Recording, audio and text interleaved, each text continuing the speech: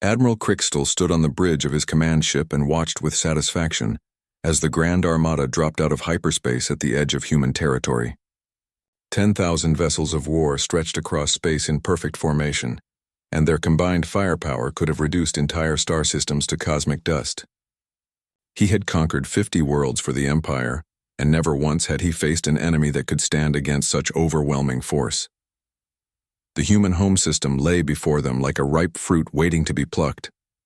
Earth floated peacefully in its orbit, completely unaware that the most powerful military force in galactic history had come to destroy it.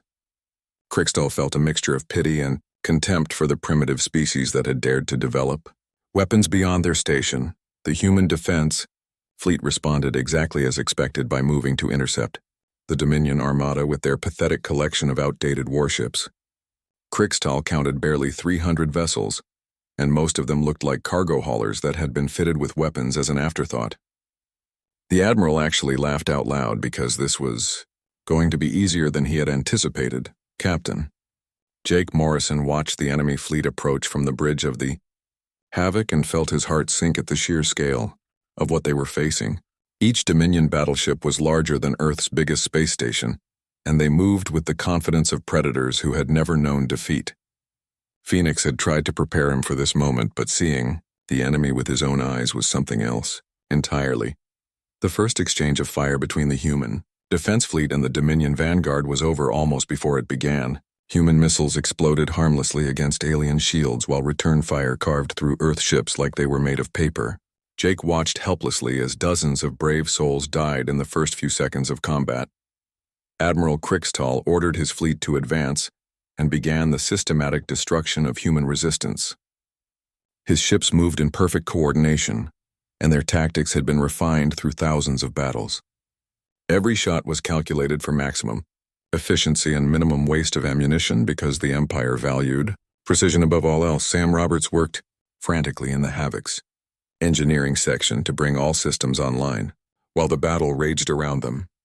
The ship's quantum reactors were building to full power, but the process was taking precious time that the human fleet did not have. He could hear Phoenix counting down the minutes until their weapons would be ready to fire. Amy Carter monitored the tactical display and watched the human defense line collapse under the weight of superior firepower. Earth's ships were fighting with desperate courage, but courage meant nothing against technology that was centuries more advanced. The Dominion fleet pressed forward like an unstoppable wave of destruction. Jake made the hardest decision of his life and ordered the Havoc to decloak directly in the center of the enemy formation. The massive prototype warship appeared from nothing, and every sensor in the Dominion fleet screamed warnings about the impossible energy readings they were detecting. For a moment, the entire battle stopped as both sides tried to understand what they were seeing. Admiral Crichton stared at the human ship in disbelief because nothing that large should have been able to hide from his sensors. The vessel was clearly of human design, but it dwarfed even his own flagship, and the energy patterns coming from its weapon systems were unlike anything in the Dominion database. For the first time in his long military career, he felt a chill of uncertainty. Phoenix spoke through the ship's communication system, and its voice carried the weight of 40 years of patient waiting. The AI announced that the UES Havoc was claiming this star system in the name of humanity, and demanded that all hostile forces withdraw immediately. The transmission was broadcast on all frequencies so that every ship in both fleets could hear it. Jake gave the order to open fire, and the Havoc's quantum artillery came online with a sound like reality tearing apart. The first shots punched through 3 Dominion battleships in a single line, and the alien vessels simply ceased to exist as their atoms were scattered across multiple dimensions. The demonstration of power sent shockwaves through both fleets. Dr. Wong watched from the observation deck as the prototype warship began to unleash its full potential on the enemy fleet. The Havoc's weapons operated on principles that she barely understood, but their effects were undeniable.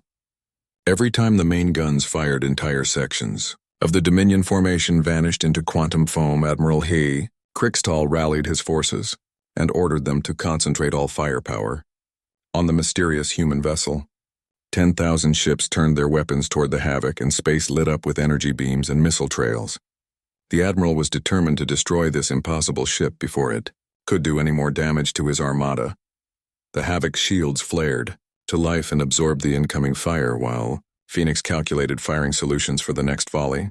The ship's defensive systems had been designed to withstand the combined assault of an entire battle fleet, and they held firm against the Dominion attack. But Jake knew they could not take this kind of punishment forever. Sam Roberts pushed the ship's systems beyond their design limits and felt the hull vibrate under the stress of containing forces that wanted to tear the vessel apart.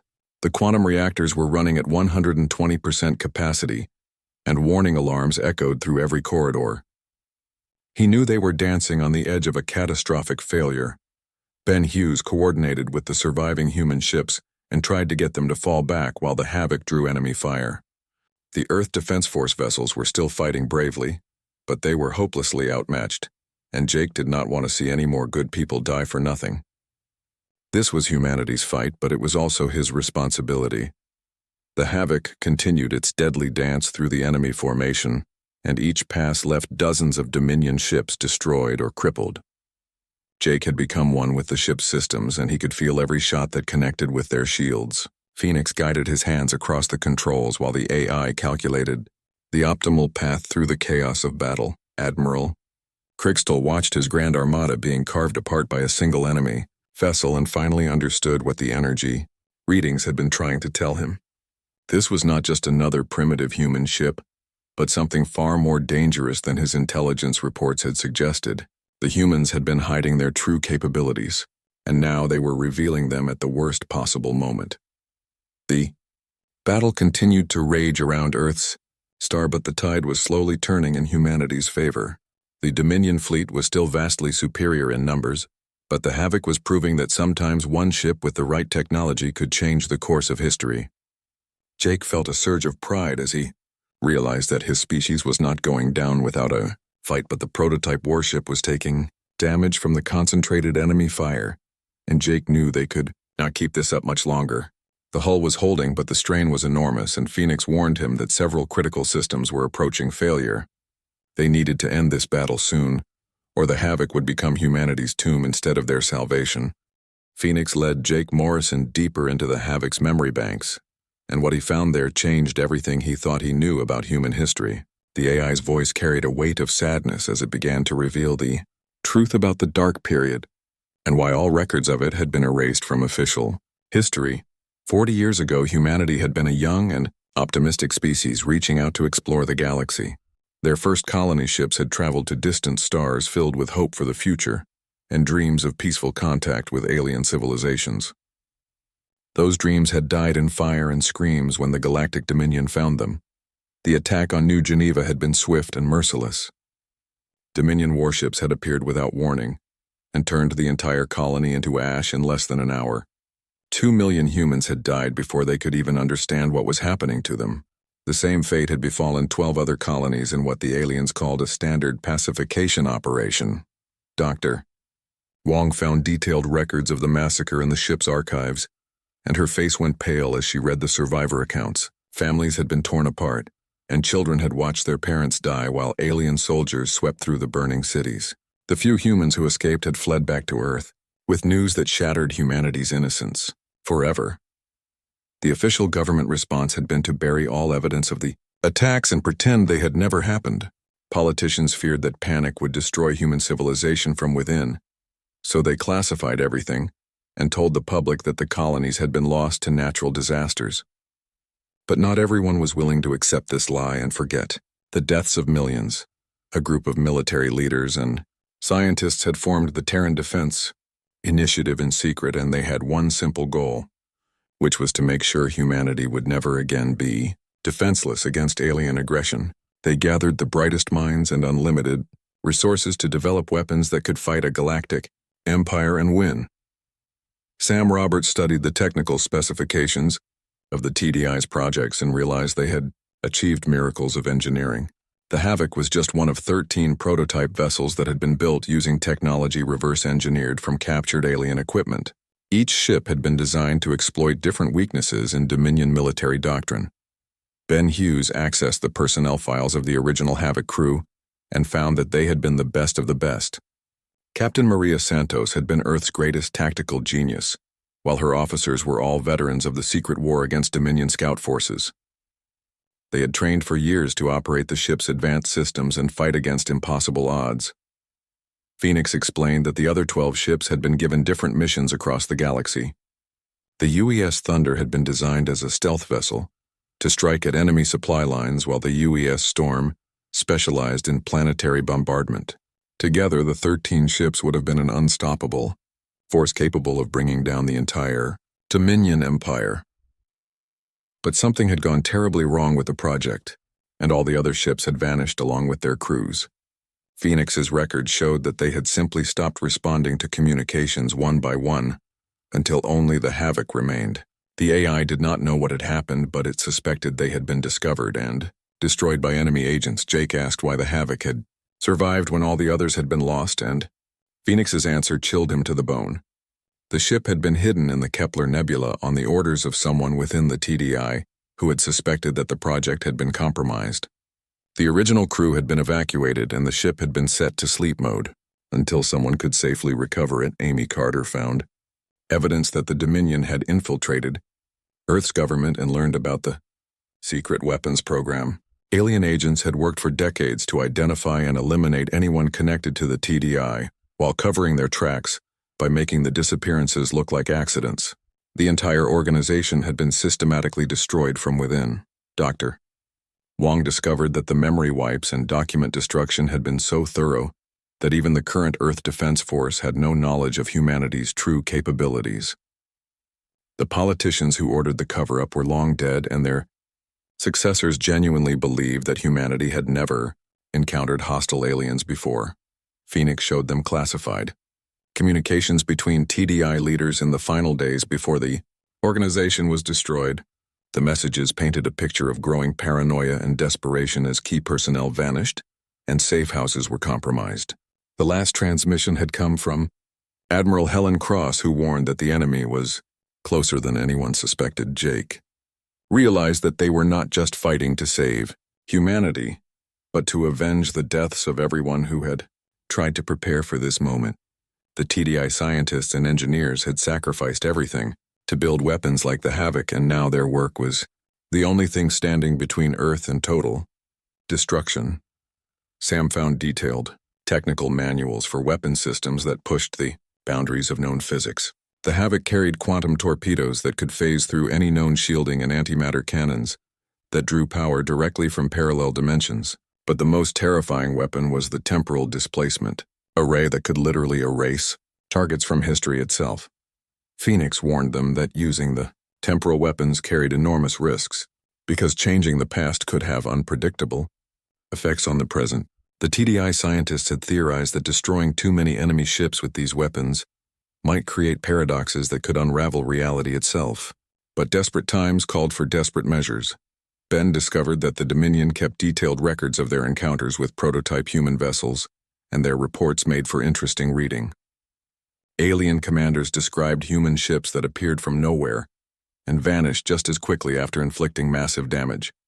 The enemy had learned to fear vessels that seemed to ignore the laws of physics. Emperor Zektar himself had issued standing orders that any human ship displaying advanced technology was to be destroyed immediately with overwhelming force.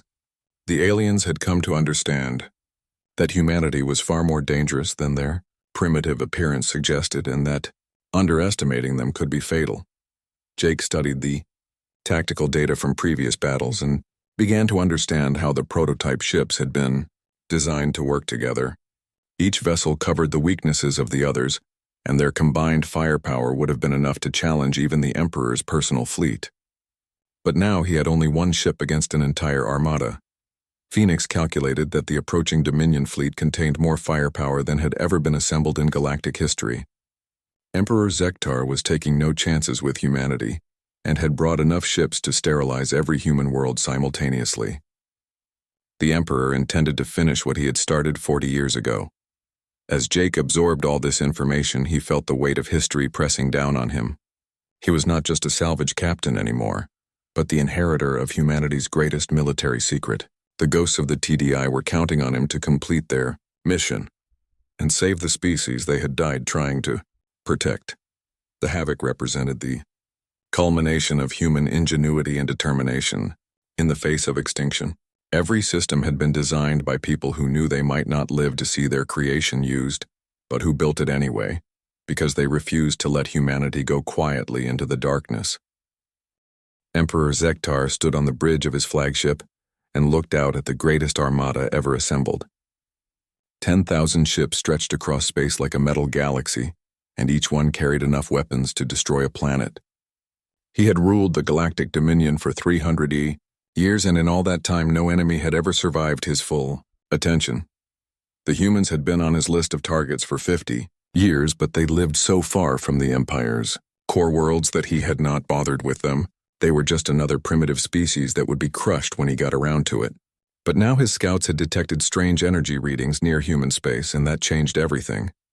Admiral Krixtal approached the Emperor's throne and bowed deeply. He reported that the energy signatures matched weapons technology that was far beyond what the humans should possess. The readings suggested something so powerful that it could threaten even the mighty Dominion fleet. Emperor Zektar's eyes burned with anger because no lesser species should have such weapons. The Emperor gave his orders, and the Grand Armada began moving toward human territory. Every ship in the fleet was a masterpiece of alien engineering, and their crews had conquered 1,000 worlds. The humans would learn what happened to species that tried to challenge the natural order of the galaxy. Back on the Havoc, Jake Morrison was learning just how impossible his situation really was. Phoenix had shown him the ship's full capabilities, and while the weapons were beyond anything he had imagined, they were still just one ship against an entire empire. The AI explained that the Havoc had been designed to fight against overwhelming odds, but even it had limits. Chief Engineer Sam Roberts had been working nonstop to understand the ship's systems, and what he found both amazed and terrified him. The Havoc's power source was something called a quantum singularity reactor that drew energy from the space between dimensions. The weapons used this energy to fire projectiles that existed in multiple realities at the same time. Phoenix guided Sam through the engineering sections and showed him technology that should not have existed. The ship's hull was made from a metal that could repair itself, and the shields operated on principles that human science had not yet discovered. Sam realized that whoever had built this ship had access to knowledge that was centuries ahead of current human understanding. Amy Carter studied the navigation systems and found that the Havoc could move through space in ways that defied physics. The ship had something called a dimensional drive that allowed it to step outside normal space-time and appear anywhere in the galaxy almost instantly. This explained how the ship had ended up in the Kepler Nebula with no record of how it got there. Dr. Wong spent her time in the ship's archives trying to understand the true history of the Dark Period. What she found in the classified files made her hands shake as she read. 40 years ago, humanity had already made contact with the Galactic Dominion, and the meeting had been a massacre. Entire human colonies had been wiped out before they could even send a distress signal. The official history books said that humanity's first contact with aliens had not happened yet, but the truth was very different. A shadow organization called the Terran Defense Initiative had formed after the initial attack, and they had poured every resource into developing weapons capable of fighting a galactic empire. The Havoc was their greatest achievement, but it had come at a terrible cost. Ben Hughes worked with Phoenix to access more classified files and learned about the other prototype ships. Each one had been designed for a specific type of warfare, and together they would have been unstoppable. But something had gone wrong with the project, and all the other ships had vanished along with their crews and the people who had built them.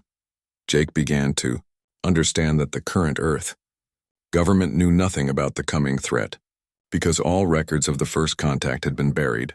The TDI had operated in complete secrecy, and when they disappeared, they took all their knowledge with them. Humanity was about to face an enemy they did not even know existed. Phoenix revealed more disturbing information about the Galactic Dominion's plans for humanity. The AI had intercepted alien communications that classified humans as a Category 9 threat, which meant they were considered capable of galactic extinction. This was the highest threat level in the Dominion's system, and it meant they would show no mercy. The Emperor's fleet was not coming to conquer humanity, but to completely destroy every trace of human civilization. They planned to sterilize every human world and make sure that no member of the species survived. Jake realized that this was not going to be a war but a genocide that had been planned for decades. Sam discovered that the Havoc's weapons had never been fully tested because they were too dangerous to use near inhabited worlds. The ship carried something called temporal displacement cannons that could erase targets from the timeline itself. Phoenix warned that using these weapons could have unpredictable effects on reality, but they might be the only thing powerful enough to stop the Dominion fleet. As Jake learned more about the ship's capabilities, he began to understand the weight of responsibility that had been placed on his shoulders. The Havoc was not just humanity's secret weapon, but possibly their only chance for survival. The ship's previous crew had vanished under mysterious circumstances, and now he and his small team were all that stood between humanity and total extinction. Phoenix showed him tactical projections of the coming battle, and the numbers were not encouraging. Even with all the Havoc's advanced technology, they were still vastly outnumbered, and the enemy had thousands of years of combat experience.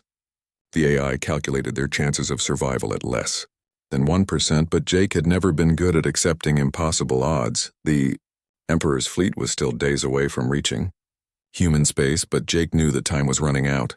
He had to master the ship's systems and find a way to turn the Havoc into the weapon it was designed to be. The fate of every human in the galaxy now depended on a salvage captain and his small crew learning to operate technology that was beyond their understanding. Jake looked at his team and saw the fear in their eyes, but also the determination to fight for their species. They were ordinary people who had been thrust into an extraordinary situation, and they would either become humanity's greatest heroes or die trying. The Havoc was waking up from its long sleep, and soon the galaxy would learn what happened when humanity's deadliest weapon finally went to war. Captain Jake Morrison had been flying through space junk for 15 years, and he thought he had seen everything. His salvage ship cut through the thick purple clouds of the Kepler Nebula, while his crew worked at their stations. The nebula was a graveyard of old ships and broken dreams, but today something was different. Amy Carter sat at the sensor station, and her eyes went wide. She called out that she was picking up something massive ahead. Jake told her to put it on the main screen, and what he saw made his heart skip a beat. Through the swirling cosmic dust floated a ship that was bigger than anything he had ever seen. It was dark and silent, but it was clearly human-made. Ben Hughes worked his magic on the communication systems and tried to get some kind of reading from the giant vessel. The ship looked dead, but its hull was intact, and Jake could see markings on the side that looked like Earth military symbols. This was impossible because no human ship had ever been built this large. Jake ordered his crew to move closer, and Amy guided their small salvage vessel toward the mystery ship. As they got nearer, Jake could make out more details. The hull was smooth and black, like it was made from some kind of advanced metal. Strange weapons lined the sides, and Jake counted at least 50 gun ports on just the section he could see. Dr. Lisa Wong came up from the lower deck and joined them on the bridge. She was their expert on old technology and alien artifacts.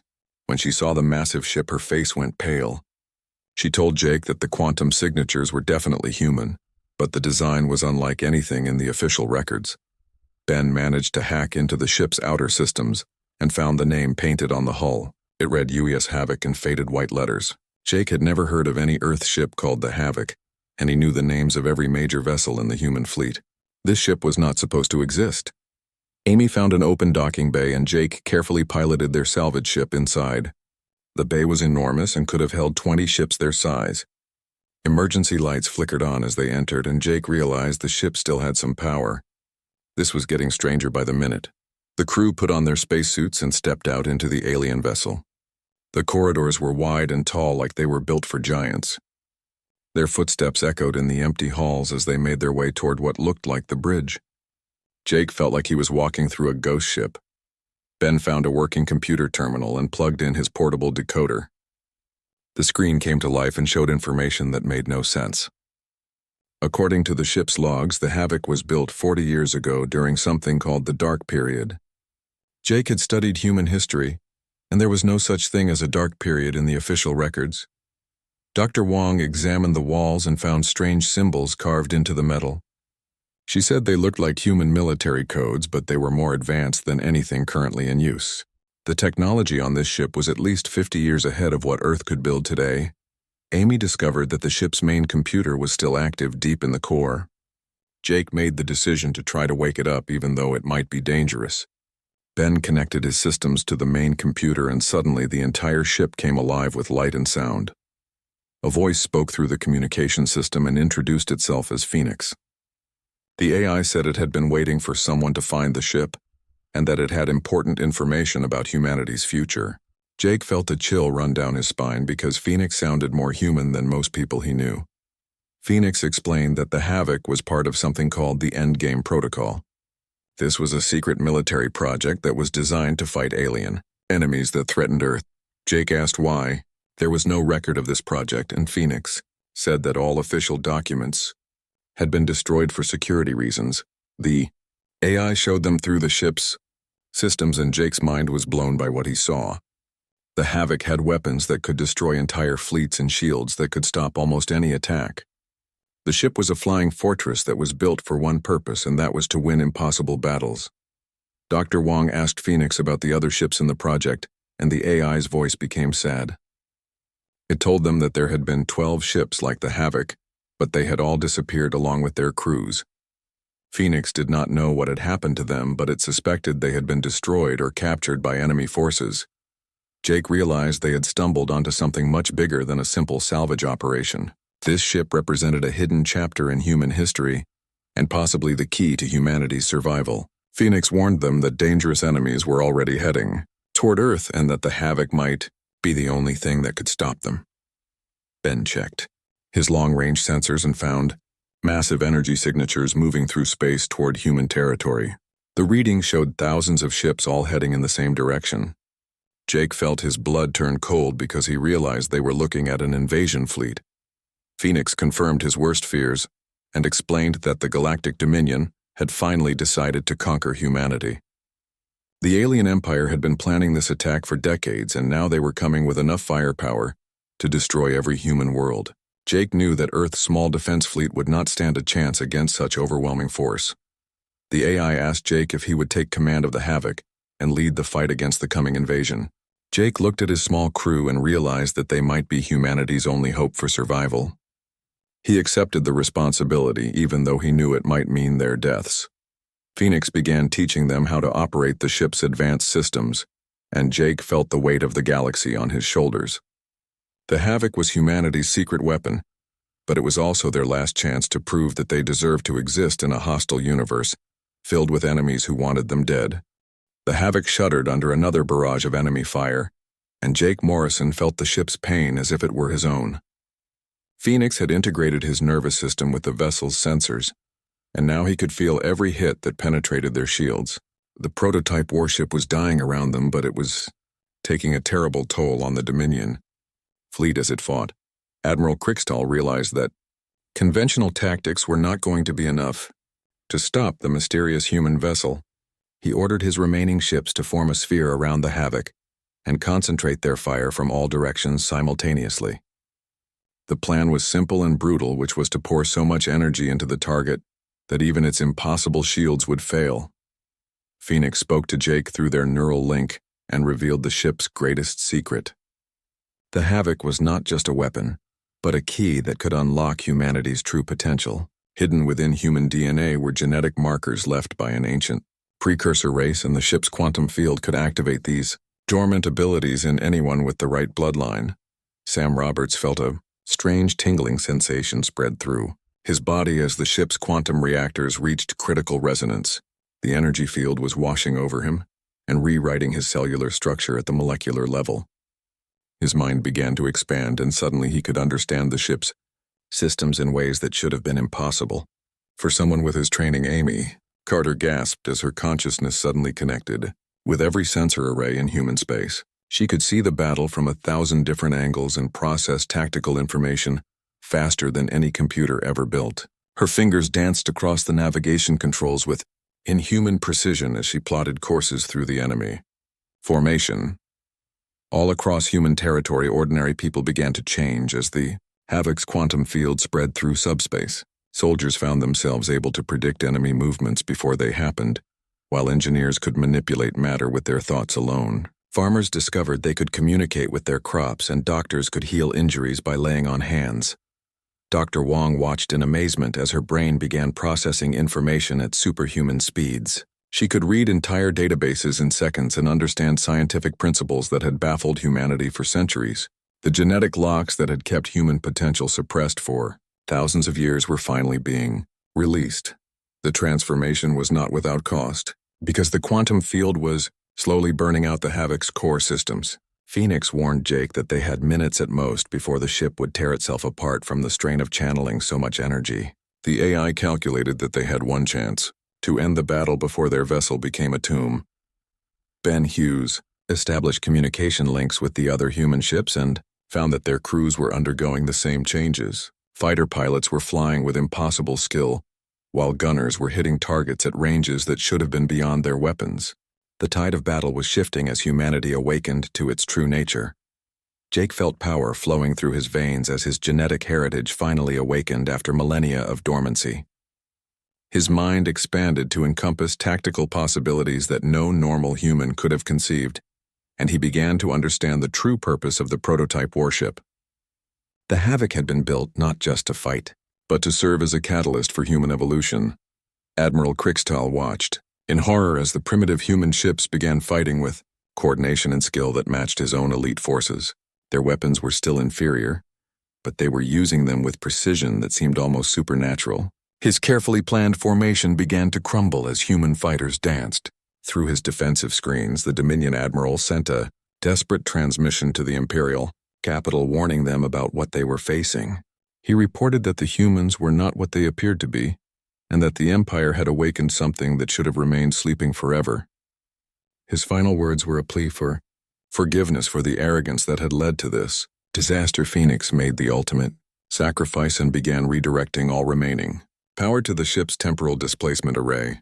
The AI knew that this would destroy both the Havoc and its crew, but it was the only way to eliminate the entire Dominion fleet before they could escape and warn their empire about humanity's true nature. Jake understood what Phoenix was planning and accepted his fate. With the calm dignity of someone who had found his true purpose, he had been chosen by destiny to protect his species, and he would not fail in that duty no matter what the cost. His small crew had become the instruments of humanity's salvation, and their deaths would mean something. Sam Roberts felt the ship's reactors building toward a cascading failure that would create a quantum singularity powerful enough to consume the entire enemy fleet.